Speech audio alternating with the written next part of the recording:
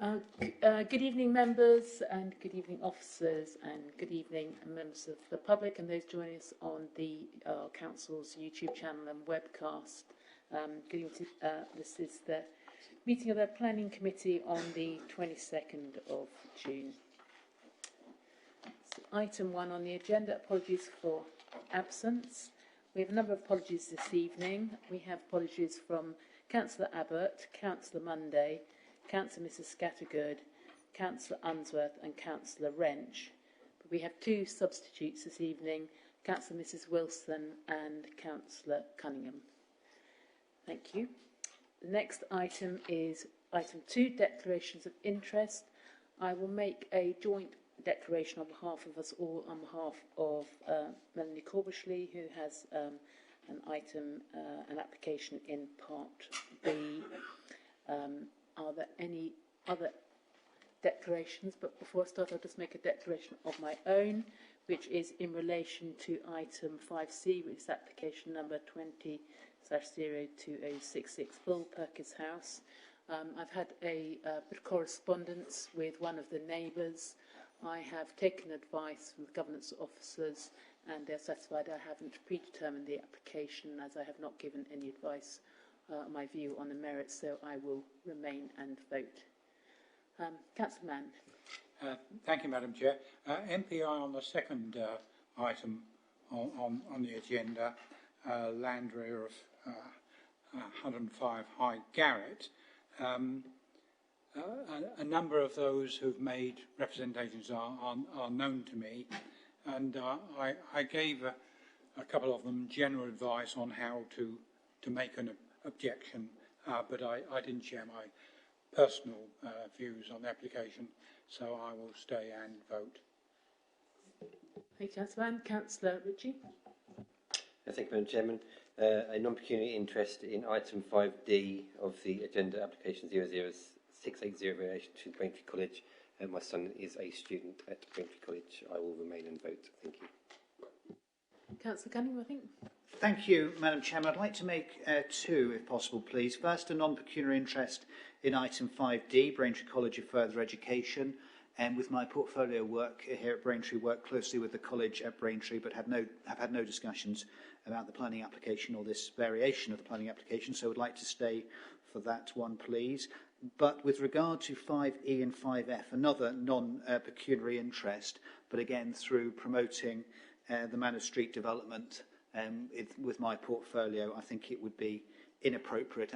So, as in the past, I will take my leave for items 5E and 5F. Thank you very much. Thank you, Councillor Cunningham. And Councillor Bowers. Thank you, Madam Chairman. Very similar to Councillor Cunningham, item 5D, the Braintree College Further Education application. Again, skills comes under my portfolio. I'm the chairman of the Education and Skills Board, so work with the college in certain areas. So I think it's best to declare an MPI, but I wouldn't have discussed the application at any point, so I will remain and vote. And in items 5E and 5F, I'm now the Cabinet member lead on the Manor Street Victoria Square development, so I think due to that I will take my leave and leave the meeting for them 2 items. Thank you, Madam Chairman. Thank you, Councillor Bowers. No other member has any declarations, so I will move on to item 3, which is minutes of the previous meeting. The minutes of the meeting on the 8th of June are not ready yet, so we don't have any to approve. So I'll move on to item 4, which is public question time. We don't have any general questions from the public this evening, so I will now move on to item 5, which is planning applications. So, members, we have one item in Part B, which is application number 01024 LBC, September Barn, North End, Little Yeldham. This has come before us because the applicant is an officer at the council and but otherwise meets our policies. Would anybody like to move en bloc? Councillor Mann. I'll move en bloc, Chair. It's like for like replacements. There are no objections, so happy to move. Thank you. And Second, thank you, Chairman. thank you very much. So that has been moved by Councillor Mann and seconded by Councillor Mrs Spray that we en bloc this item. All members happy with that? Yes. Thank you, members. That is unanimously approved. Thank you. So I'll now just wait for Alison to retrieve Melanie.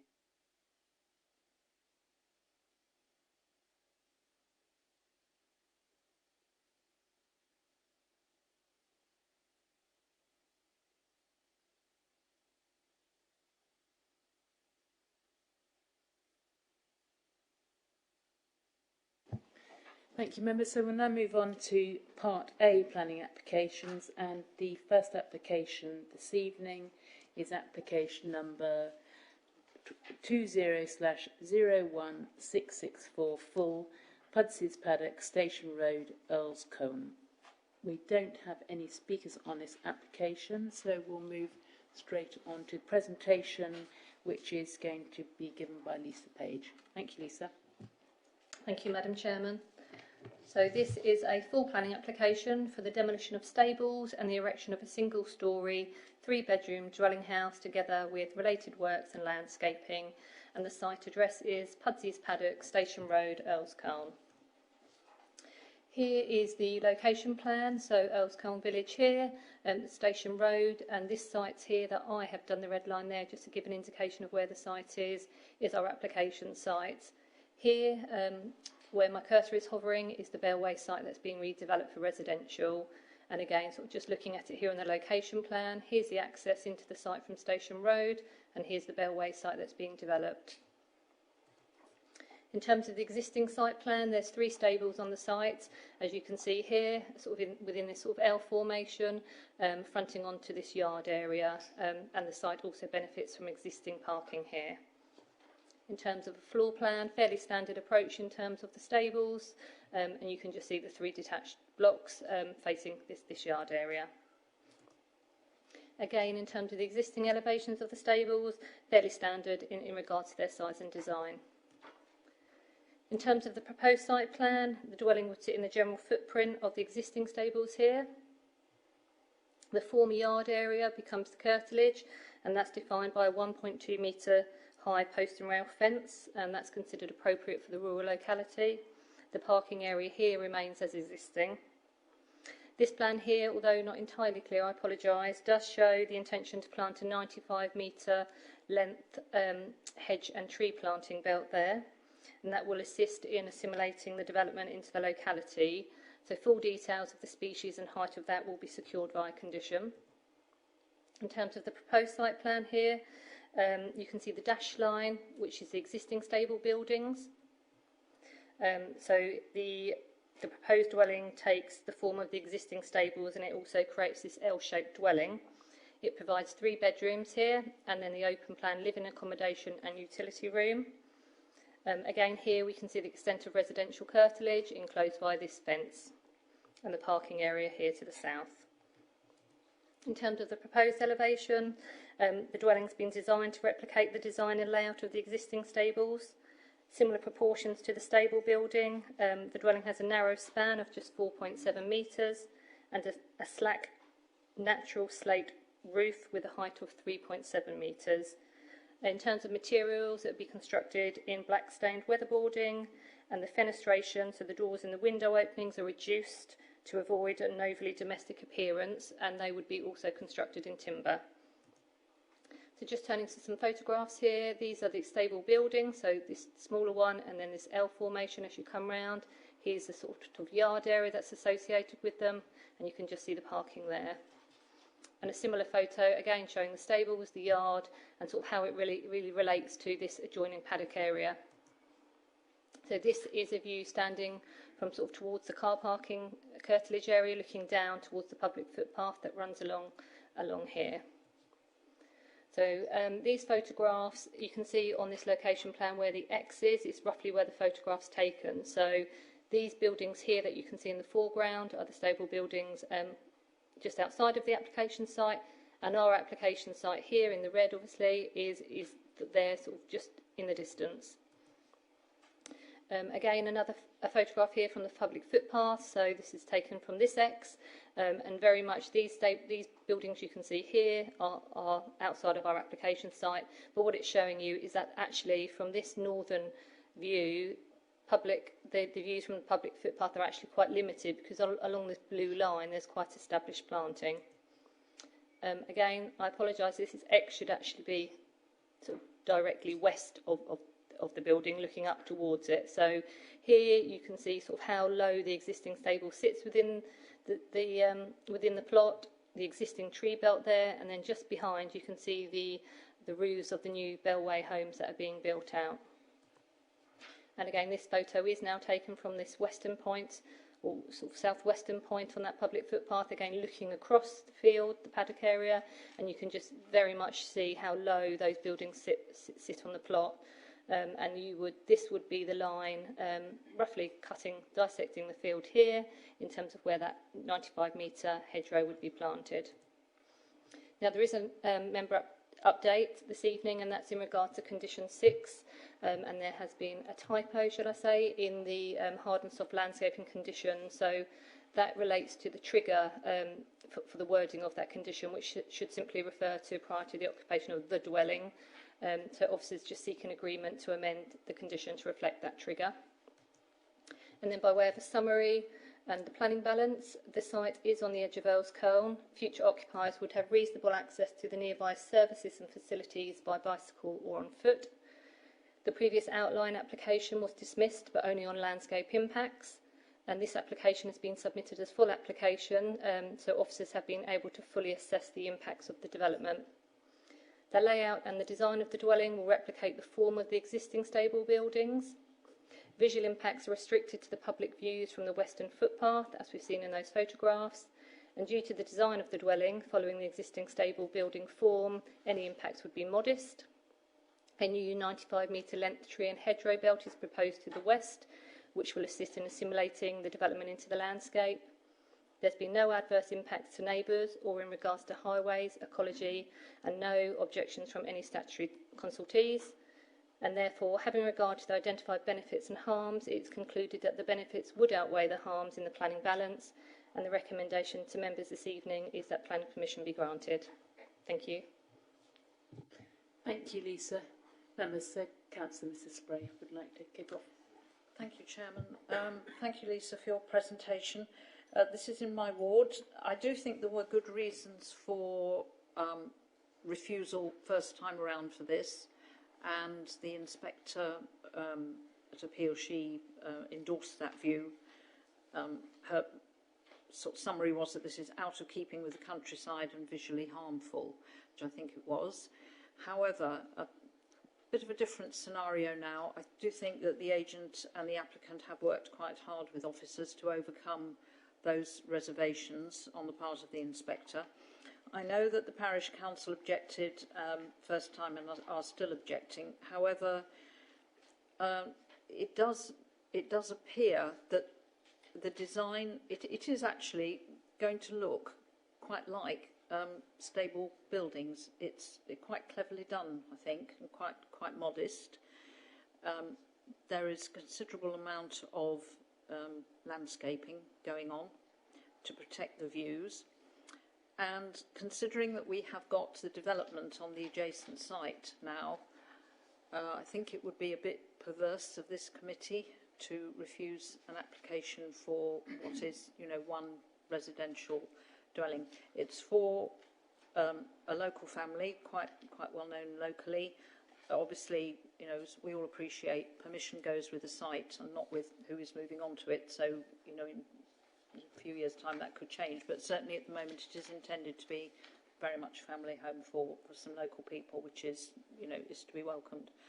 So all in all, I think the inspector's reasons for refusal have been overcome. I think it's very acceptable, and I'm happy to move officer's recommendation for approval. Thank you, Chairman. Thank you, Councillor Spray. Does that find a seconder? Councillor Johnson, would you like to speak? Thank you, Chair. No, I look very carefully through this, the proposals. All seem fine to me. It has radically changed from the original application. I can't see any reasonable grounds to refuse. It's quite remote. there's development taking place very close to it. I would be very pleased to support it. Thank you. Councillor Ritchie. Thank you, Madam Chairman. Yeah, agree with Councillor Spray and Councillor Johnson.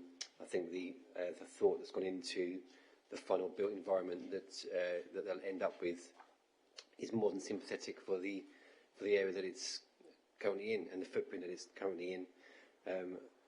To the untrained eye, you probably, if you went there now and went there when the building was complete, you probably wouldn't even notice much of a difference.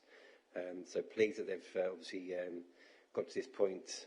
Obviously haven't gone through the appeals process, but I'm hoping that it's given them the outcome that they want to. And again, I'll be happy to support officers' recommendations. Thank you, Madam Chairman. Councillor Mann. Thank you, Madam Chairman. I think it's important that we do remove permitted development rights. As it is, the scale and appearance is very much replicating what was there, but we don't want it really to evolve into something else. And I noticed it was for any outbuildings as well, which is, I think, a good precaution. Thank you, Councillor Mann. Any other member wish to speak? No. So it has been moved by Councillor Mrs Spray and seconded by Councillor Johnson that we approve this application with a slight amendment to condition 6. So all those in favour? Thank you, members. That is unanimous. Thank you. That application is approved. So I'll now move on to the next application, which is application 5B, item 5B, application number 20/01813, out land rear of 105 High Garrett. We don't have any speakers on this application, I believe, that's correct, and the presentation is going to be done by Melanie. Is that right? Yes. Good evening, members. The application for you this evening is an outline application with all matters reserved apart from access for up to 37 dwellings, including 40% affordable with access, landscaping and public open space on a site land rear of 105 High Garrett, Braintree. So the first slide here shows the site location plan. I'm sure most of you are fairly familiar where the site is, on one of the main thoroughfares in the district. So the main road of High Garrett runs to the right-hand side of the application site. This property here, where my cursor is at the moment, that's 105. So you can just see that the site wraps around one side of it, and this is where a public footpath runs along at the top end of the site.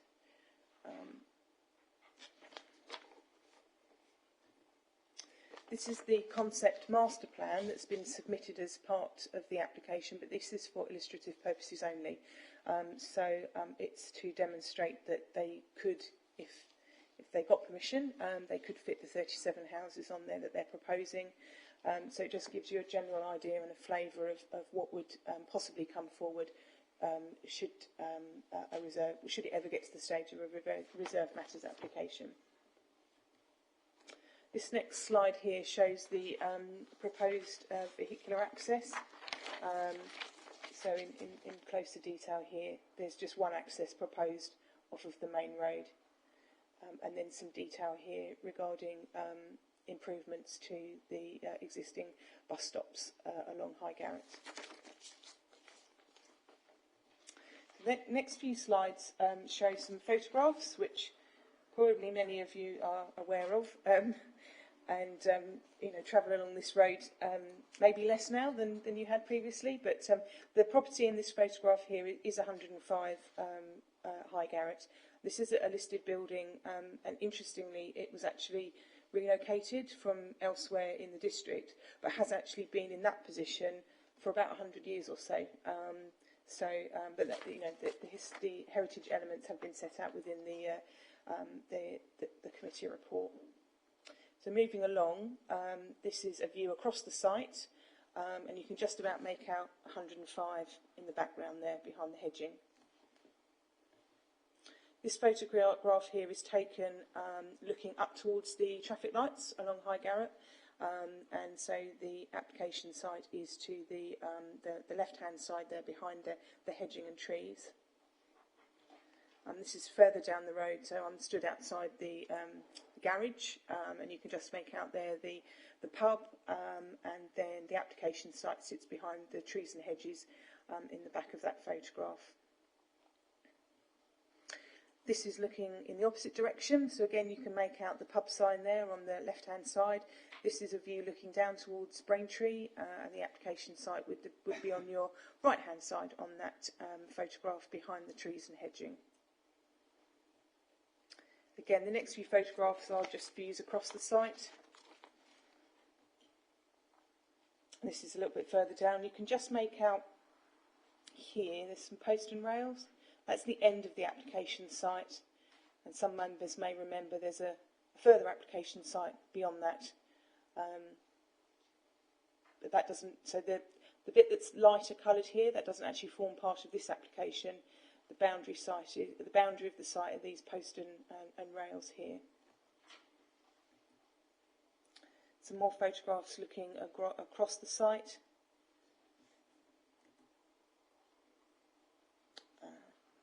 Application site, you can see the site in more detail here as the hedging is a lot lower.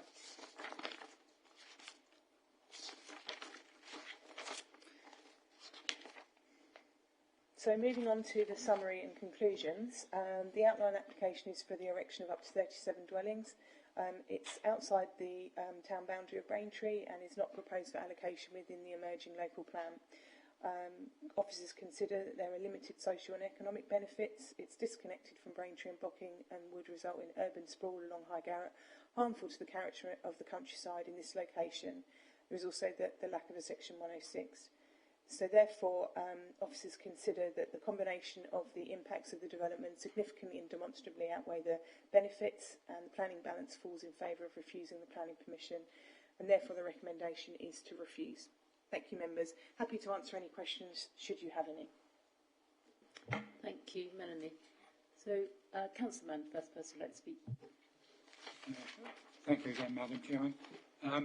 This is a speculative development. It's not an allocated site. It's beyond the development boundary and therefore in the countryside.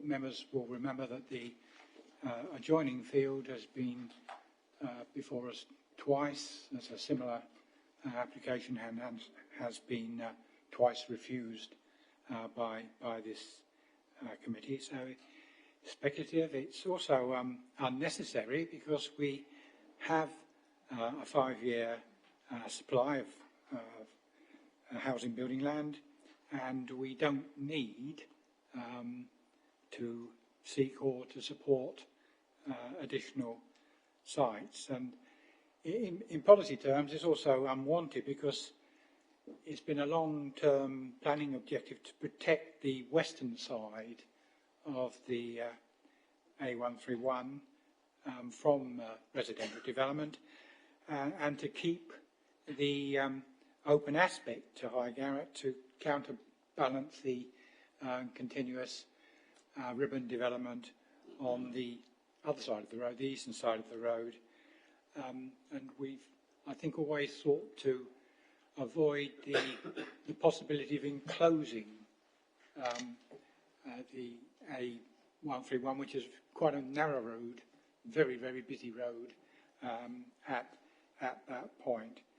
A second point made in the report quite strongly is that, on policy terms, there's almost a complete absence of day-to-day services in High Garrett.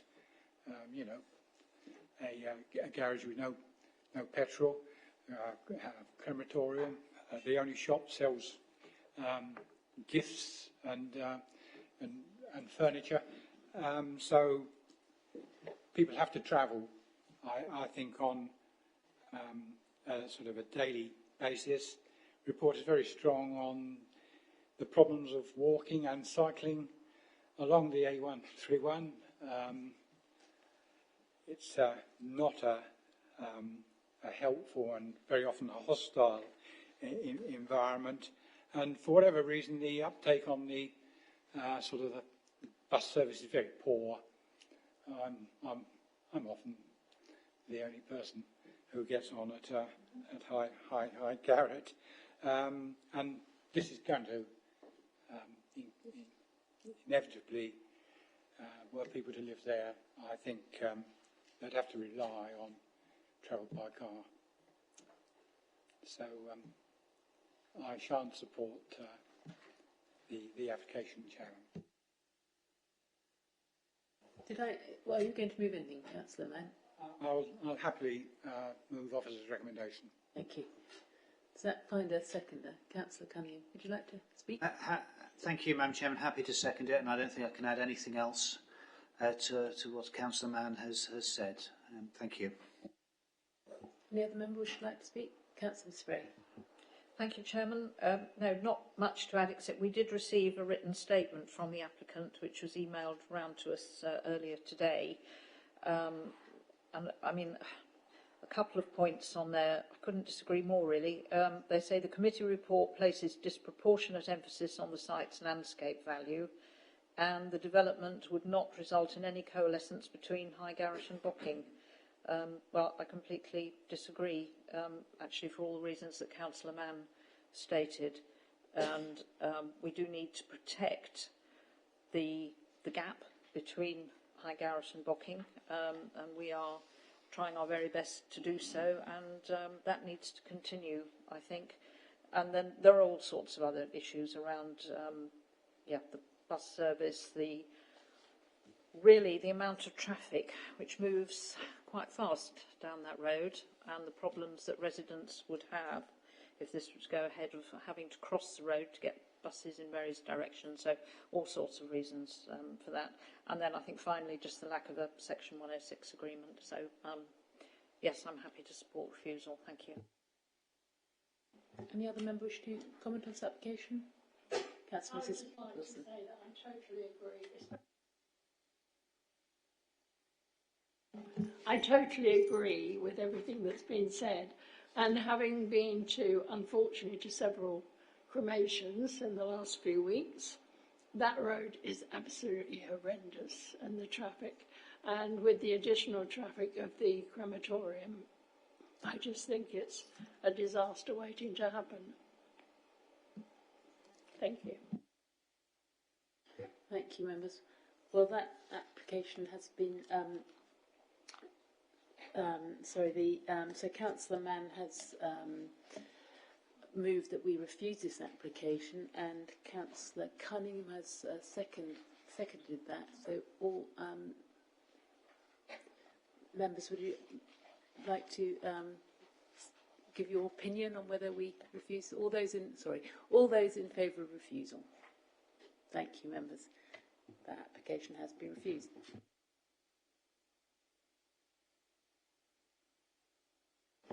So the next application for us is item 5C, which is application number 20/02066 full, Perkins House, Lower Farm Road, Borley.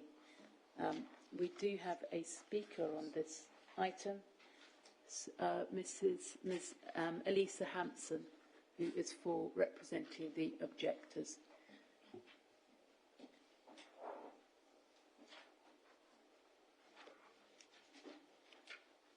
Thank you, Ms. Hampson. You have 3 minutes. Thank you. Good evening, Chair and members of the committee. I've been asked by several local residents to speak to you this evening to reiterate their strong objections, clarify a few comments made in the application before you, and outline that there is justification to refuse planning permission in this case, as concluded by the planning officer. The proposal would cause significant and demonstrable harm to the local residents in several ways, in direct conflict with policies RLP 90, LPP 55 and paragraph 180 of the National Planning Policy Framework, which requires development to take into account the effects of the living conditions of neighbours. In this case, odour, noise and disturbance and the increase in activity on the site would be detrimental to the amenity of its local residents. The proposal lacks adequate information in terms of the storage and collection of muck from a development which would be sited very close to the boundary of the adjacent neighbours. The planning officer rightly identified the sheer volume of the development as being excessive and goes beyond a use which would be considered an incidental to a residential property. The proposal also relies upon access and grazing to land outside the applicant's ownership, and this demonstrates that there is not sufficient space within the applicant's boundary to facilitate this scale of development. The planning officer concluded on page 75 that there will be little effect on residents from the siting of the menage due to the fact that there is already evidence of show jumping equipment, and the applicant has confirmed that grazing animals is already taking place. However, whilst the planning officers accepted these comments in good faith, it is felt that this is misleading to members.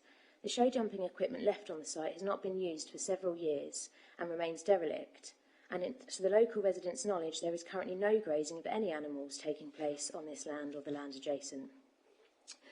The planning officer, based upon the information given by the applicant, states that the road traffic to the site will remain neutral. However, at present, the applicant and his family spend large amounts of time away from the property, so access is not an issue as far as the narrow lane is concerned. However, if a stable block of 8 was to be allowed, there would be a profound effect on traffic both in and out of the property on a daily basis, with large horse boxes, muck collection, delivery trucks and stable working vehicles. The local residents who use this single track for normal access and for activities including walking, cycling and riding feel that there would be a dangerous increase in the traffic that needs to be considered by members of the committee. In conclusion, the proposal for stabling of 8 horses is a totally incompatible use in this low-density residential area. The applicant does not have sufficient land within his ownership to facilitate the use. The proposal would result in significant harm to local residents in terms of odour, noise and disturbance, and the increase in activities would also result in a higher volume of traffic on a narrow lane, detrimental to highway safety. The local residents were relieved to see the officer has recognised the harm to the living conditions, and I ask members can support the officer's recommendation and refuse planning permission. Thank you. Thank you, Ms Ampson. So we'll now have a presentation which is going to be by Katie. Good evening, members. So the application before you is for proposed stables and an equestrian arena or a menage at Perky's House, Lower Farm Road in Borley. So the application site is actually split into 2. So the site at the lower end or the southern end is actually the residential curtilage as it is at the moment. So this is the existing property, its driveway and access, and there's an existing pond within the site also. The closest neighbouring resident is here, slightly to the north is Perky's Farm Cottage, and then there's other residential properties that stem up this road here. There's also that part of the application site further to the north that at the moment is grazing or pasture land, currently undeveloped. So in terms of an aerial view, this is the residential curtilage of the site, so the existing dwelling with its access, parking area, and Perky's Farm Cottage here, the nearest residential property slightly to the north. And then you've got the other parcel of land which is up here to the northeast. In terms of bridleways, we're not actually raising an objection in terms of the location of the site in relation to bridleways, but I thought it might just be useful. So the site there is located, shown in red, and then these brown lines here are actually the bridleways. So though they're not immediately close to the property, they are accessible from the site. In terms of the proposed site plan, to the southern parcel here is where the proposed location of the stables is, so immediately to the rear of the existing residential property, and obviously quite close to the rear garden boundary of Perky's Farm Cottage. There's also a proposed new access driveway which would lead to the rear of the stables and a new hard standing area. In the northern parcel of the site is the proposed location of the menage here. The green line and arrow indicates an existing licensed access that the applicant has with the owner of that land in between, which they're not in ownership of. The blue line indicates an access which is agreed in principle but hasn't yet been formally legalised. So although the applicant doesn't own the parcel of land in the centre, they do have a permit or a licence to actually cross that land to reach the parcel of land to the north. In terms of the proposed menage, it's a standard construction of menage, 45 metres in length and 25 metres across. It would have a sand and fibre base and surrounded by post and rail fencing. For the proposed stables, takes a standard U or C-shaped building, and here you can see the access to the hard standing area, the location of the muck trailer to the rear of the site, and those dotted fainter lines just show the water runoff and foul water drainage. In terms of the design of the stables, a standard traditional stable construction, timber in material, a low pitched slack roof. The stables provide space for up to 8 horses, together with a food store, bedding store, machinery store, a washdown area, a rug room and a tack room. So just some photos. This is the northern parcel of site where the proposed menage is to be located, and you can see the jumping equipment there that was referred to. And again, just another photo showing the proposed location of the menage. And this is looking from the menage towards the closest residential property. This is the rear garden of Perkins House, so this is the location of the proposed stables here. So this is the existing rear boundary. And this is the rear elevation of Perkins House as it at the moment. So the photo is taken from where approximately where the stables would be located. This is the existing pond that was shown on the site plan, so the stables would be located behind it over here. And then again the pond, so the new access driveway would come around the side here, then there'd be the proposed hard standing and the stable block in front of it, and then behind this tree belt here is Perkins Farm Cottage. So in terms of the summary and conclusion, the site is located in the countryside, so there is in principle support for equestrian proposals as set out in the adopted local plan. In terms of the menage, we don't raise any objections. It's acceptable in terms of its countryside impact, and we don't feel there's any impact on nearby residential amenity. We don't have any objections to the stable building as a physical structure. There are some nearby listed buildings, however, as set out in the officer report, they are some distance from the proposal, so we don't consider there to be any impact on designated heritage assets. From the information we have at the moment, we don't consider there to be a detrimental highway impact. What officers do raise concern with is the nature and the scale of the use in a residential context, so that it's being proposed in the stables.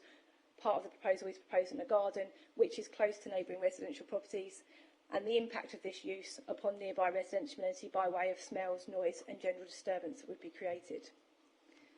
You may have picked up that environmental health aren't objecting to the proposal. They came in with some initial comments about how the muck in particular should be stored, which I've just summarised at the top there. Based on that, the scheme was revised.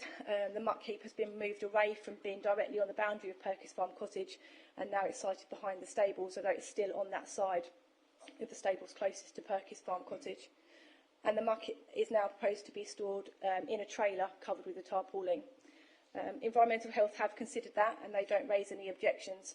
However, us as planning officers do remain concerned by the proposal, especially in relation to its impact on residential amenity, and do consider it an unneighbourly form of development.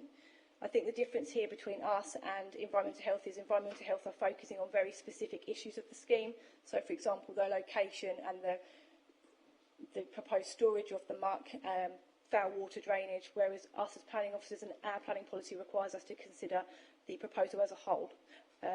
So our main concerns relate to the nature and the scale of the use for 8 horses sited within a residential context, the level of activity that would generate within a garden area, given the number of horses, and that continued level of activity would be beyond what was expected in a residential context.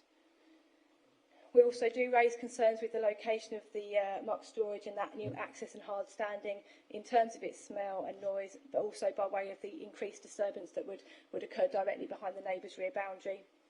And there is, although requested, no information on the method and the frequency of muck removal has been provided, so we are unable to determine the impact of that on residential amenity, nor any particular impact on the highway.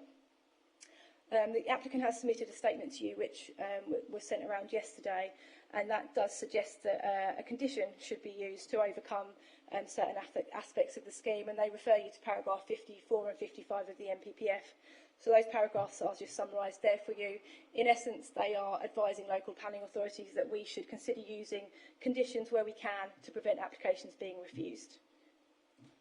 In this case, a condition wouldn't be able to be placed here to overcome the principal concerns we have in terms of the nature and scale of the use in a residential context and that conflict with the development plan.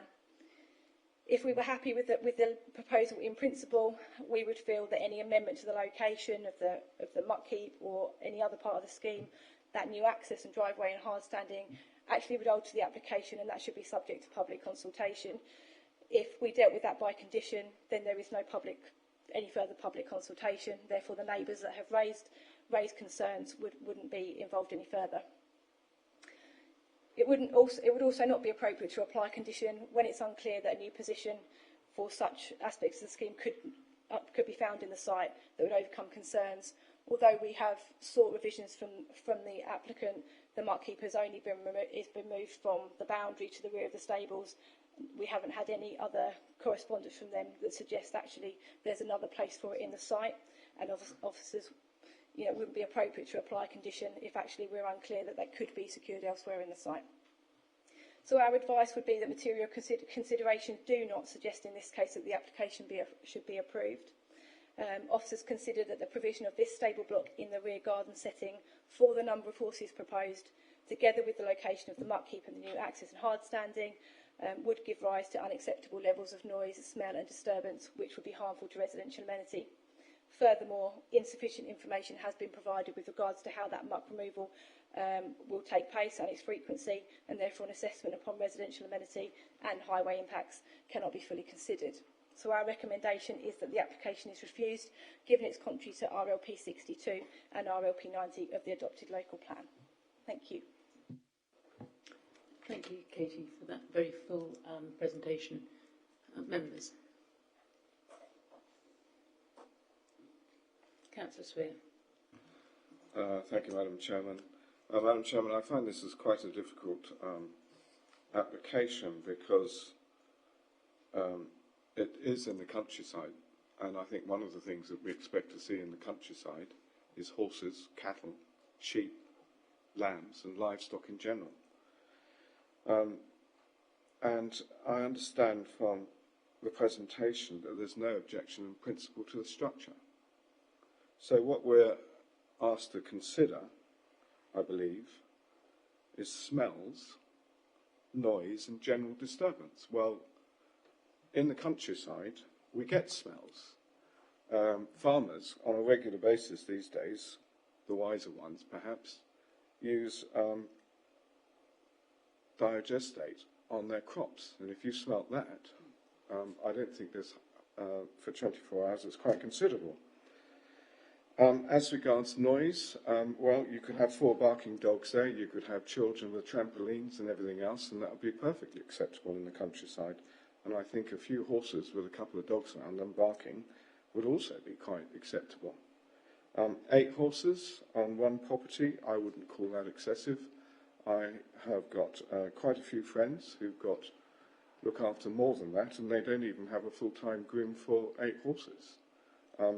And with regards to the idea that there's going to be constant movement of trucks in and out transporting these horses, well, I thought the advantage was that horses actually walk out and come in, and they've got all these lovely country lanes around with all of these public rights of way, of which I presume some are bridleways, so it would seem quite a good environment for horses, which are livestock, to trot around the roads there. And the volume of traffic is not particularly high, and I don't think it would do any harm to the environment.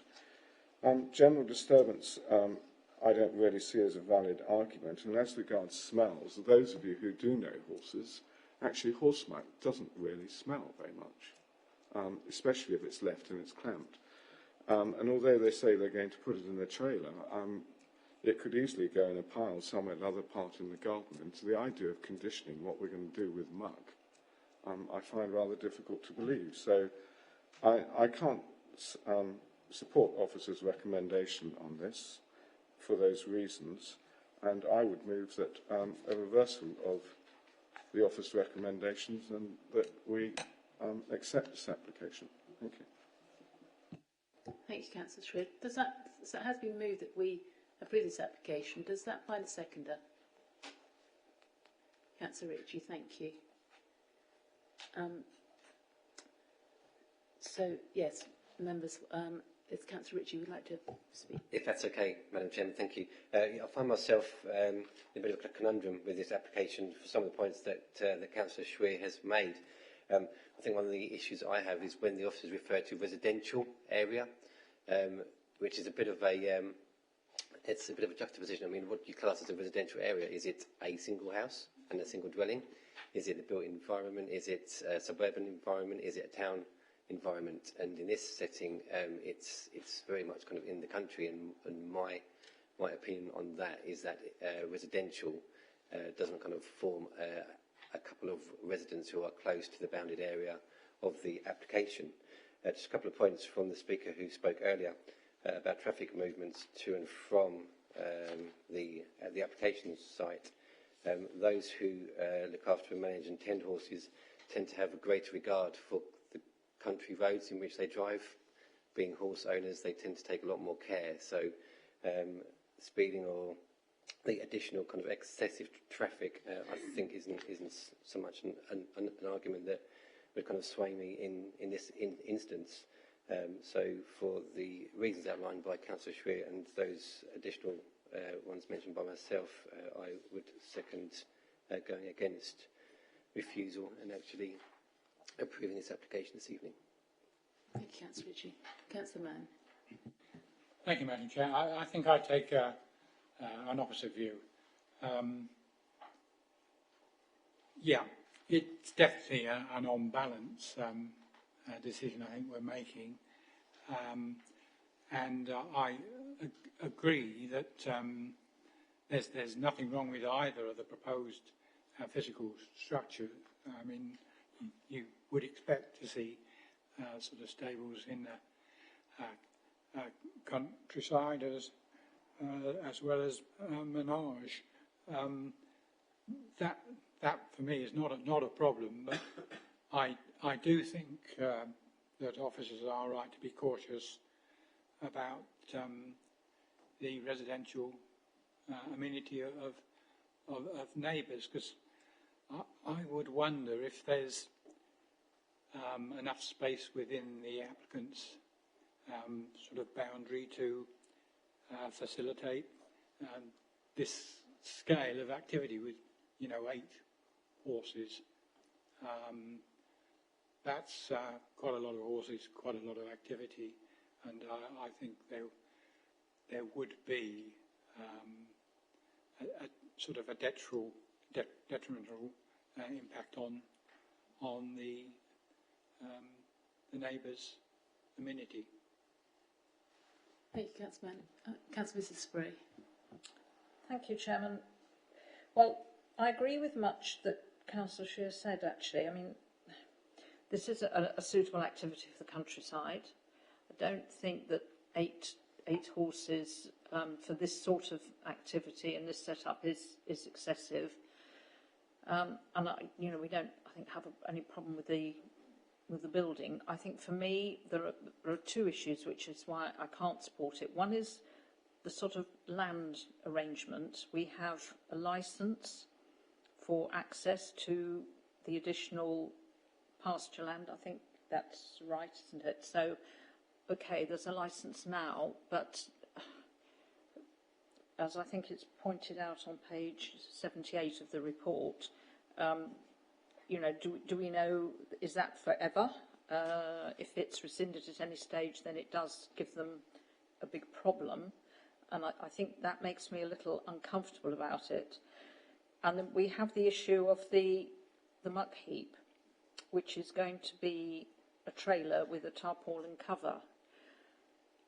It wouldn't seem to me that is as efficient or as secure as a designated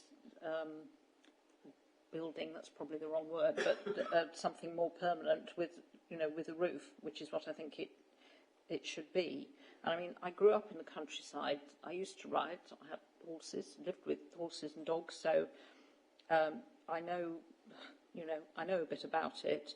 And I'm just not terribly happy with that arrangement. And I know that the applicant has said, we could have conditions, but conditions have to be complied with. And if they're not, then they have to be investigated and something has to be done. So it doesn't sound to me as a terribly satisfactory arrangement, if I'm honest. And I think that, together with the slightly uncertain arrangement about licence and so on, persuades me that it's not a suitable site for what is proposed. So I would support refusal. Thank you, Chairman. Thank you, Ms. Gray. Councillor Mrs. Wilson. Yeah, I think some of what I was going to ask is duplication, but the blue line where it says access agreed in principle, not formally legalised, how is that going to affect them if it is never legalised? Because I'm new to all this, I don't really understand, but it would seem to me there's going to be a bit of an issue if they never get permission to go over that line. Katie, in answering that point, you might also answer my question, which is whether there was alternative access to the paddocks. If the blue line isn't ever agreed, then they do still have the access via the green line, which is in place via a licence between that landowner and the applicant for this application. So they still can get access, but as Councillor Spray pointed out, we're not in control of that, so that could be rescinded at any point as far as we're aware. No, we have not been told there's any other access to the land to the north. Is there any access via the road? Because I know that site is bound on, certainly to the north and to the, obviously, to the east, to the west by road. Yeah, the plans submitted don't indicate any point of access along there. Does any other member wish to speak? Councillor Johnson. Thank you, Chair. This is a difficult one, this one. I can appreciate the thinking behind the proposals, but the practicality of it all seems unrealistic, i.e. there's going to be a great deal of muck. And I think that this will cause problems in the future. We know this is not Newmarket. Yeah, it's a very small area, small size. I know very little about horses, but they do seem to generate an awful lot of muck. I work on a farm and we are surrounded by it. Thank you. Does any other member wish to speak? Councillor Cunningham. Madam Chairman, I have to admit I can't begin to have any degree of knowledge about horses, horse activity whatsoever, apart from watching them jump over the hedges on the television. But my first reaction, well, if this isn't a suitable location for this type of activity, possibly where is? But I'm also extremely aware of the concerns expressed by residents and in the report regarding the waste clearance and other concerns regarding the scale. I appreciate this is a second version of the application. I think there could and perhaps should be some further work done by the applicant, hopefully with officers, to mitigate some of those concerns, and therefore that may possibly generate a more favourable response from officers and may carry greater support at planning committee.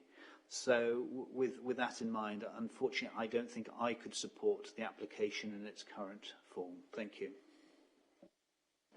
Okay, members. So I think we'll deal with the fact that it's been moved that we grant this application and see how we get on. So it's been moved that we grant this application by Councillor Schwer, seconded by Councillor Ritchie. All those in favour of granting this application? All those against? Okay, so that,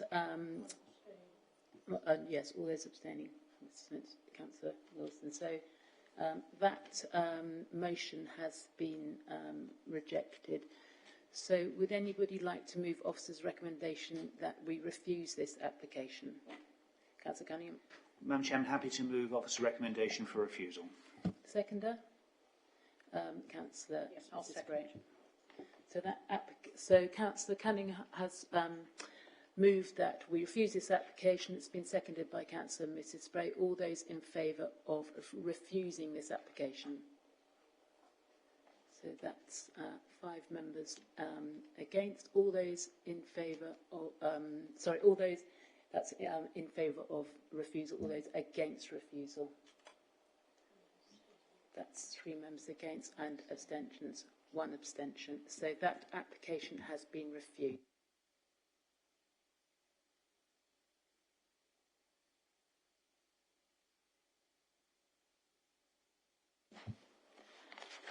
So those are the smallest applications, which tend to be the trickiest, I find.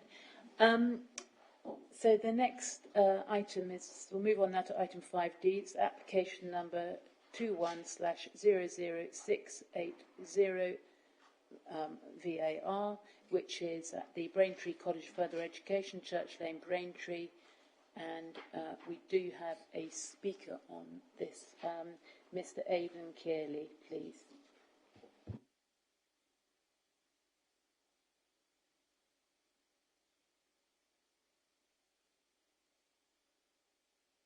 Ms. Kearley. Thank you, Madam Chair and members. I'm speaking on behalf of Avery Healthcare, who are the applicant and future care home operator. Avery develop and run industry-leading residential, dementia and nursing care homes and specialist retirement housing schemes. They have a portfolio of 65 elderly communities across the country and provide residential and nursing care for over 4,000 residents. The principle of the care uses on this site has already been established. The scheme will meet a pressing need for modern purpose-built care home accommodation in the area, will create up to 80 jobs for local people, will contribute towards the council's housing numbers and will free up other housing as residents move into the new care facility. The purpose of this Section 73 minor amendment application is threefold. Firstly, it's to allow the 2 elements of the proposed development, which are being delivered by different parties, to come forward independently of one another. There's no such flexibility in the current permission, and this is needed for commercial purposes so that the delivery of one element is not jeopardised in the event of unforeseen delays to the other. Secondly, the application is needed to ensure that the positioning of the building does not compromise a drainage easement as required by Anglian Water. Thirdly, the application seeks to secure design changes to the care home to meet Avery's operational and staffing requirements, as well as to comply with current building regulations. These changes are largely internal to the building, and the bedroom numbers and the general footprint, layout, height and aesthetic of the approved scheme has been retained. However, the internal changes have resulted in the repositioning of some windows, doors and staircases, as well as minor adjustments to the car parking layout and bin stores. The changes are modest in scope, but will help in creating a more successful care home without compromising design quality or amenity interests. We've worked closely with your planning and design officers in finalising the scope of the proposed changes and have adjusted the design detailing where required. Thank you for your time. We welcome your officers' positive recommendation and hope you'll be able to support this application. Thank you. Thank you, Ms. Keeley. So the presentation on this application is going to be given by Melanie. Thank you. So the application before you this evening is a variation application at the college site. The variation relates to a number of planning conditions, and I'm not going to read out that long description because you can read it in the committee report. We shall move on to the next slide. So many members will remember when this application came to committee at the end of last summer. It's the application that relates to the redevelopment of the college site in Braintree. And many members should remember that the application was a kind of site of 2 halves. You had the northern part of the site, which was the residential portion with 19 dwellings, and then the southern portion of the site related to the care home. As mentioned by the speaker earlier, the number of actual bedrooms within the care home will not change at all, and most of the changes relating to the care home are from the appearance and the aesthetics to the elevations. A number of the planning conditions will be amended so that they allow for them to be partially discharged should one portion of the site come forward before the other one. So again, not prejudicing or delaying one half if the developer is ready to get started. So the site location plan here shows the position of the care home. So broadly the same position as it was previously. You'll see that the existing landscaped tree area at the front of the college site is still to be retained, and the access to the care home is still off of using the existing access as proposed in the first application.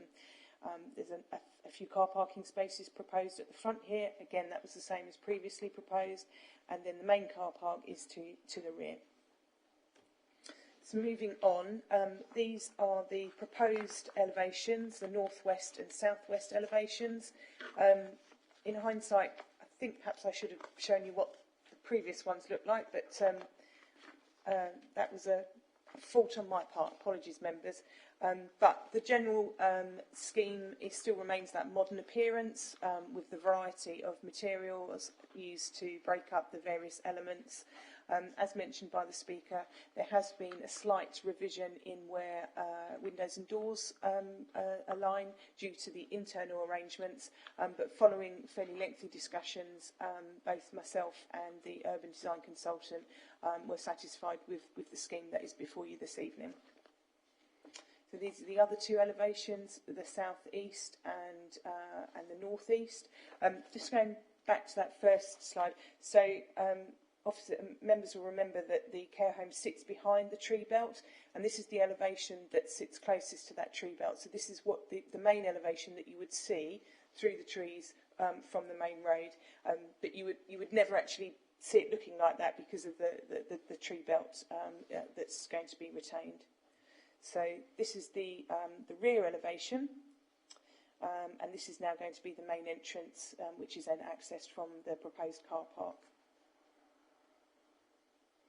So these are the proposed ground floor changes. So internally there has been a rejig in the accommodation. So now the main entrance and reception area is at this end of the building. Previously it was here. But as I say, in terms of actual bedroom numbers, that remains the same as previously approved. So we've got a first floor plan as well. And then the second floor plan. And then we've got the roof plan here, which you can just see the various details where elements of the building have been broken up with various gables.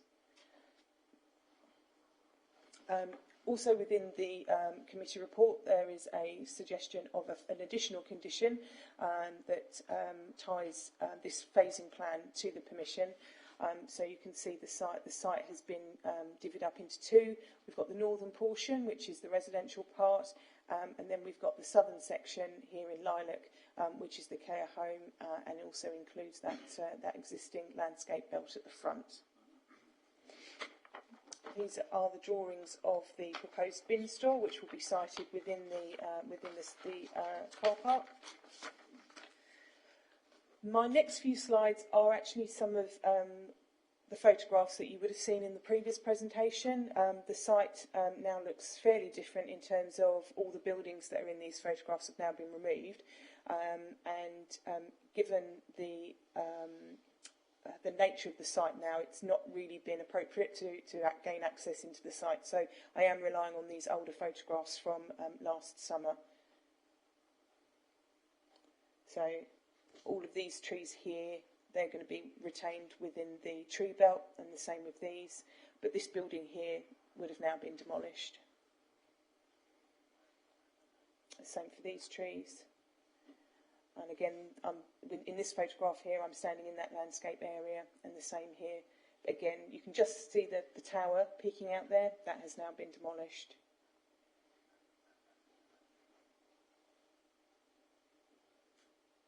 So again, these buildings, this is one that's quite close to the front entrance. That's now been removed as well. And again, that last photograph there shows a couple of the larger buildings on the site. Oh, sorry. and of course they have now been removed. So turning to the summary and conclusions, the application site benefits from an extant planning permission, reference number 19-01743 full, for the residential redevelopment of the former college site to deliver 19 dwellings and a 75-bed care home. The Section 73 application proposes an alternative design for the care home, a phasing plan and the rewording of a number of conditions as set out in the committee report. There are no objections from statutory consultees, and the proposed development has been revised to address officer comments regarding the design of the care home. Boundary treatments and access arrangements remain unchanged from the previous approval, and it's not considered that any additional harm would arise from the proposed development. Having regard to the identified benefits and harms, it's concluded that the benefits would outweigh the harms in the planning balance, and officers recommend that planning permission is granted subject to the completion of a deed of variation to the Section 106. And I can provide an update on that. A draft deed of variation is currently being negotiated between both parties. That's the end of the presentation. Happy to answer any questions. Thank you, Melanie. Councillor Mann. Thank you, Chairman.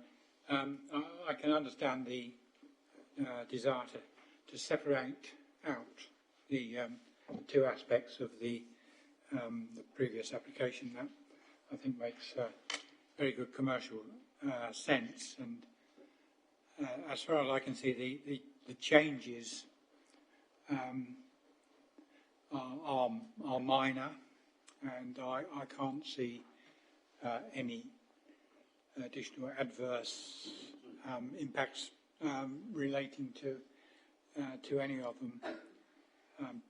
Pleased to see that the sort of trees are again retained, very, very important to the site, and special pleading are not conditionable, but one would hope that the applicant will spend some monies in repairing the red brick wall that is mentioned in the report as in a poor state of repair. No, something we can't ask for, but we can possibly suggest. So all in all, I think this is a proposal that we can support, so I'm happy to move officer's recommendation. Thanks, Councillor Mann. Seconder, Councillor Johnson. Would you like to speak, Councillor Johnson? Thank you, Chair. No, we've been through this very thoroughly. I can't see any reason to find any problems with it at all. I had one slight niggle about something, but I'll let it pass. It's not that important. Thank you. Okay. Councillor Schwer, I think, wanted to speak. Yeah, thank you, Madam Chairman. Could I just ask a couple of questions to the officers, please? Do we know what level of energy performance certificate that this building is going to be built to? And also, could you indicate to me what renewable energy has been built on this? Because it's an ideal building as it faces southwest with a flat roof for that. And I just wondered why, because often too we're talking about sustainable development as some of the reasons for this. And could you enlighten me if it's been included or not? Thank you. Can you answer those, Melanie? Yeah, well, I'll try. I'll come up with something. In terms of energy performance, from my understanding, the building will be built to the current building regs standard. It's not been put forward that any further, any additional requirements is going to be put forward. From my understanding, the building regs are fairly high now in terms of following changes. So in terms of, we used to have code for sustainable homes, and that's now been surpassed by the requirements of the building regulations.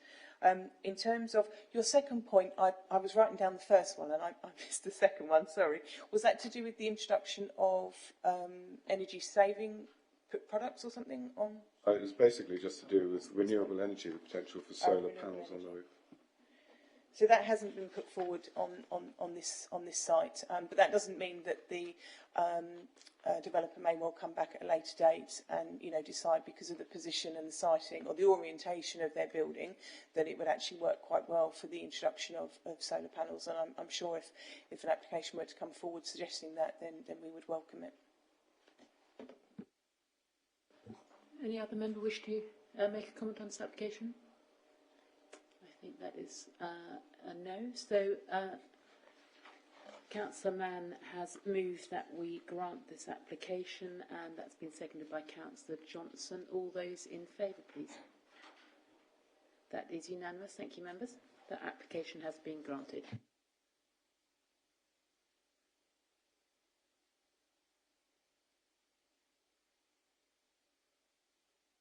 So we'll now move on to application item 5E, which is application number 01056 LBC. It's the existing car park between Manor Street and Victoria Street, Braintree, and I believe that two of our members have declared that they have an interest and are leaving. So I'll wait till they leave the room. Is it possible, Chair, to take the two together? I think that's a very sensible suggestion, Councillor Mann. Yes, let's do the next item as well, which is item 5F, which is application number 1057 variation. Let's do the two together and be sensible. So the presentation is going to be done by Lisa Page. Thank you, Lisa. Thank you, Madam Chairman. Would it be helpful, because although there is a variation and a listed building consent, they're slightly different. So the listed building consent is obviously just for the demolition of the wall, whereas the variation is granting the totality of the Manor Street redevelopment. So fine to discuss them together. I just wonder whether, for clarification, it would be helpful if I just did the listed building consent application presentation and then ran through the variation application, if that's how you wanted to discuss them. Yes, I think that'd be a really good idea, because they are obviously on the same site, but they are different. They're linked, but they're not. It's not in the normal situation where you get a full and a listed building consent proposing the same thing. That's fine. I just So wanted if to you make do that point clear. two presentations separately, and then we can maybe discuss them together, and then have separate votes. Yep, Okay, happy with thank that. Lovely, thank you. So this is the listed building consent application, reference number 21/01056. It's removal of part of an external wall to the rear of the town hall, and the site is the existing car park between Manor Street and Victoria Street to the rear of the town hall in Braintree. So members will no doubt be very aware of this site by now. So town centre site, fronts onto Manor Street to the north and Victoria Street to the south. You've got the existing library building and the town hall building here, and the rest of the development site here. So we're talking, this application, the listed building consent refers to a listed wall here, and it's listed because of its virtue of being attached to the town hall. So this is the wall we're talking about. It's 23 metres in length, and the height there is between 1 and 1.3 metres. So for clarification, as with the earlier application, this listed wall that fronts onto Manor Street is to be retained. So members may recall an application some time ago to demolish this wall that was approved at committee. Although that was approved, the wall actually remains in situ. But because the extent of demolition and rebuilding of this wall now differs from that earlier application approval, a new listed building consent application is required. So here is a section of the wall. So here on the left-hand side are the existing pillars that front onto Manor Street, and this bottom section, in essence, where the red line is, would just join onto here to make one continuous wall. So you can see on elevation how the wall staggers in height, taking account of the land level changes, and that some of the coping is missing, namely this part that fronts sort of nearest to the part of Manor Street. Just some quick photographs here. This is a photograph looking towards Manor Street, so you can see the listed pillars, and then this is the stretch of wall we're talking about here. So again, you can see how it staggers down as it sort of travels south. Another photograph just taken from the other side here, but this one's quite helpful really, just in showing you sort of the lower quality of the brick and workmanship. And again, a photograph here taken from Manor Street, looking back towards the library building there in the background. You can see sort of how the coping is missing, and again, you can see the poor quality bricks there. So in terms of what is being retained, it's 6.5 metres length that adjoins the Manor Street pillars. So again, it's this stretch here, which equates to here on the site plan. You then get an opening that creates the opening in towards this public square, which is the variation application we'll talk about shortly. and that's the opening here, and then a new railing is proposed here to enclose the square. So as noted within the officer report, the significance of the wall is from its contribution to the wider setting of the town hall and demarking its curtilage within the streetscape, rather than in terms of the heritage within the fabric of the wall itself. So therefore, demolition of the wall would result in less than substantial harm.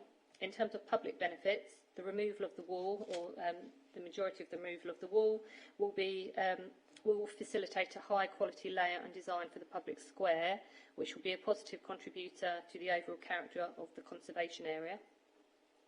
Furthermore, the layout now proposed will open up the area further with the development sites. So when I say development sites, I mean the Manor Street development sites being built out, and it increases pedestrian movements between and from the town centre with the bus interchange. So that's always been a matter of consideration, is really sort of getting the pedestrian movements and desire lines through the sites. Repairs and making good will be undertaken to the retained section of wall, and new tile coping will be installed to replace those that is missing, and officers conclude that there are clear public benefits that outweigh the less than significant harm identified. So in terms of a summary and a planning balance, the section of wall is a part of a later phase where there is limited heritage significance in the fabric of the wall itself. 6.5 metres of the wall which links into the more significant listed wall and pillars that front Manor Street are to be retained and repaired. And a means of enclosure on the same building line as that demolished is proposed within the variation application, and that would retain the historic demarking of the town hall curtilage, which is where the significance arises. The demolition of the stretch of wall will enable a high quality layout and design for the public square and will increase pedestrian movements within the area. This would be a positive contribution to the conservation area. Furthermore, repairs and making good will be undertaken to the retained section of wall, and this will enhance the listed wall and the setting of the town hall. And overall, officers conclude that the less than significant harm will be outweighed by the public benefits, and therefore the development would meet the requirements of the NPPF and local plan policies. And our recommendation on the listed building consent is that it be granted. Thank you.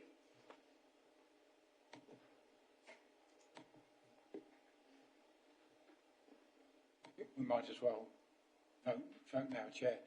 I remove my suggestion. Okay, yes, I think we might as well. Make things more complicated. All right, Councillor, would you like... So, yes, members, Councillor. Well, I mean, in terms of the whole scheme, the wall has got limited significance, and it is only listed by association in turn. It's not a great merit in itself, so happy to move Officer's recommendation, Chair. Final seconder, Councillor Ritchie. Would you like to speak? Thank you, Madam Chairman. Just very briefly, yeah, absolutely agree with Councillor Mann.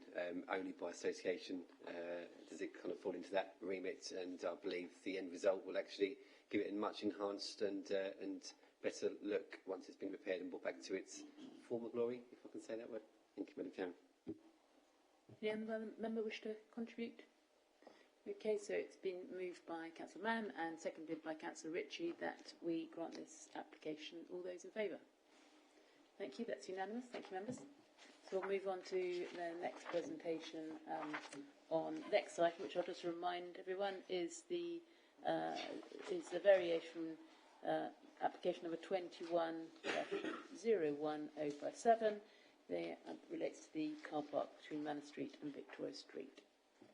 Thank you, Lisa. Thank you, Madam Chairman. Again, I won't read the whole description because it's quite lengthy when it's there in front of you. The application is being reported to committee in accordance with the Council scheme of delegation, as Braintree District Council own the land. So here's a location plan, just to sort of rerun through that quickly. Manor Street to the north, Victoria Street to the south. You've got the library building and the town hall listed, and the listed town hall, obviously there to the west of the site. In terms of the main building, this block here is your retail, restaurant, NHS, and some of the residential, with the hotel element here. Bus interchange upgrades in the centre, and another element of residential to the eastern block. Here is the section this section 73 application relates to, which is your public square here. There's just some photographs really just focusing on that public square. This is a view of the flank of the town hall, and the public square would be sited behind it. Again, a photo here from Manor Street, just looking back onto the public square, which is currently where the taxis are.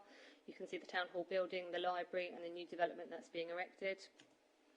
And again, just a photograph here taken from within that current taxi rank, looking back towards Manor Street. You can just see really how the relationship of this site is with the town hall. So just to be clear, this Section 73 application has the effect of granting a new plan permission for the totality of the development. However, the changes that this variation application seek relate only to the layout and detailed design of the public square. So the main matters for consideration, therefore, over that already established on the extant permission, are in relation to how the changes to the public square impact on the overall layout, design and impact, visual appearance of the site, including any changes to heritage, neighbour amenity and similar. This plan is really just to give members a view in terms of the comparisons between the extant scheme and the proposed. So the extant scheme here on the left and the proposed on the right. You can see on the extant scheme that there's access through the space from both the north, the east and the west. Maintains an access here, which is the disabled access into the town hall. Similar approach on the right, so you've got access from Manor Street, from the east here, from the development site, and from the south towards the library. And again, this disabled access to the town hall is maintained. Overall, the size of the space remains as per the extant consent. The circular emphasis is also maintained, and a similar balance of hard to soft ratio. So in terms of the proposed layout and design of the public square here, it generally creates a quiet and enclosed space within the town centre. The layout still provides permeability through the site, both in a north and south direction from Manor Street towards the library, and in an east-west direction from and between the town centre and the new bus station.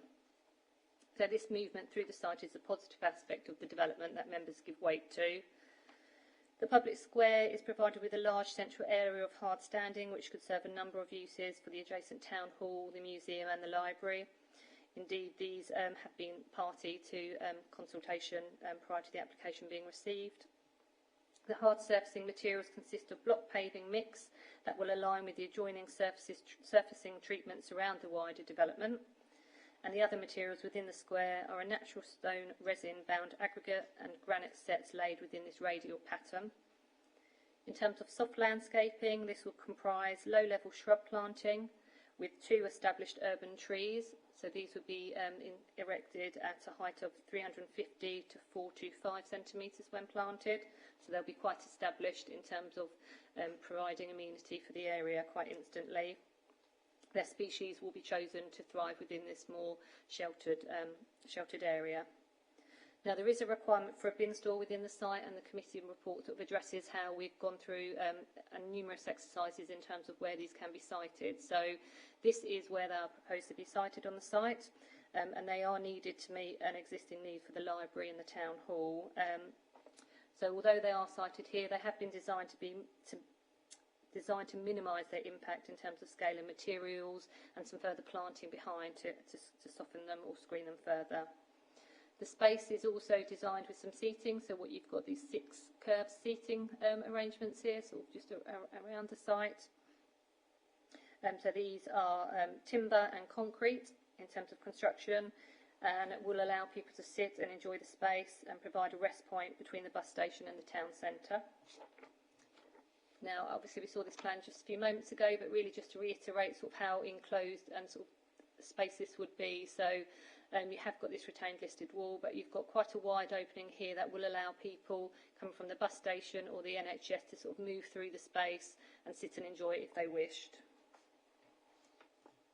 So in summary, the effect of this planning application is to grant a new planning permission for the totality of the development. The site is a sustainable and accessible brownfield site within the town centre, and it has strong public transport connections. The mixed use complies with local and national policy. The development overall would bring significant benefits with the creation of the purpose-built NHS provision, retail and restaurant uses, new hotel, new residential accommodation, the expanded bus station and a new public square, and significant positive weight is given to these matters. Balancing against the proposal is the scale and mass of the buildings. So as the committee report explains, the development fails to enhance or preserve the conservation area and would result in some harm to the setting of listed buildings. This harm is identified as less than substantial harm, and as outlined, public benefits have been identified which outweigh the harm. Matters in relation to highway safety and capacity remain acceptable, and in all other matters, the impact of the proposals is considered acceptable. So in regards to the planning balance, the overall planning balance is one of considering the identified benefits against the harm. So as before, the benefits relate to the mix of uses and the associated tourism and wider economic benefits, and balancing against that the harm from the scale and mass of the proposals, impact on the conservation area and the listed buildings. The amendments sought within this application relating to the public square changes create no further impacts, and therefore overall the balance is considered to be such that the benefits involving the utilisation and enhancement of this key site within the town centre and the mix of uses that are brought forward are such to outweigh the identified harm. So Officer's recommendation to members this evening is that planning permission be granted. Thank you. Thank you, Lisa. Members, Councillor Ritchie. Thank you, Madam Chairman. Just a couple of questions and points of note, if that's okay, Lisa. I noted that there's the removal of what looks to be a couple of trees within the new proposal. Could you confirm if that's the case or not? And secondly, the distinction between the two, there seem to be some colour variations and some hardbound resin. Is there the opportunity to link that up with what's being used within the pedestrianisation project so that there's some correlation between the two projects in palette colours, etc.? Yes, certainly. When you talk about tree loss, just to be clear, between the extant permission and the proposed, yeah. I think really what we've done is have a look and see what realistically would be able to thrive within that location. So it is, in terms of the orientation, the shading that would occur within the site, it's not going to be a location where lots of trees would be appropriate. So we have sort of had that discussion with our landscape officers in terms of what would be the most appropriate in terms of species and numbers, and actually getting them towards the north of the site is probably where they're more likely to thrive long term. And then we looked at actually how many trees could be accommodated on the site really without sort of encroaching on windows on the town hall or encroaching onto the footpath on Manor Street. And I think this was probably a sensible approach that long term would remain on site. In terms of materials, yeah, that is something we have been discussing in terms of trying to mix in with the pedestrianisation works in the town. I think the material palette here probably links more in with the development site itself, but I think that there's a condition on there, I think, for materials, so that's something we could look at in terms of when we come to agree that what colour palette has been approved in the town centre. Thank you, Councillor Cheers. If I could just come back, in answering my questions, I'd be more than happy to move officers' recommendations to grant the permission. Thank you, Madam Chairman. Councillor Wonder, would you like to second that? I'll second that. Okay. And would you like to say anything else about it? No, thank you. Okay. Councillor Mann? Oh, sorry. Would you like to speak? No, thank you. Oh, no, you've got your microphone on. I just saw it. Okay. Can I just ask Lisa just a question myself? Am I right in thinking that the central circle is going to be sunken? Is that right? I couldn't really see from the levels when I looked at the plans. No, it's not. So at the moment there's a slight land level change. The land slopes from the north to the south. So actually what they're looking to do is sort of take out some of that slope. So as you're at the bottom of the site, so the south where the steps down towards the library, it's almost, that's where the level change would occur. So that actually the level change is being taken out. So that circular, or the main part of the square, will be level. Thank you. Okay. Councillor Johnson. Can I just ask a quick question? May well have been in the information we've received. Do we know if existing local fire hydrants are satisfactory given to the size of the development, or is there anything new to be put in? And it's a sizable development, and you could run short of water. Just be interested to know what the arrangements are. You've asked a difficult question, Councillor Johnson. I could check for you. Bear with me one moment. It's obviously was a matter that was considered on the original application in 2018 and then on the latest variation. So I'm confident that that point is covered off, but I can't answer it sort of directly to you now.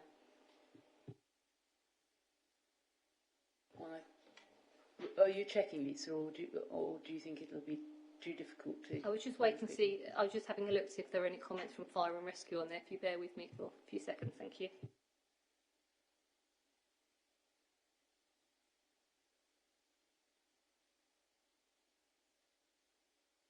Okay, so at the top of page 142, we say on the original extant permission, so this is Essex Fire and Rescue, they commented that the nearest statutory fire hydrants are considered to be within a reasonable distance, but they have not been able to ascertain if a fire appliance is able to gain access to be within 45 metres of all parts of the dwelling or the development as required by building regulations. So if this requirement cannot be satisfied, then an alternative solution will be required.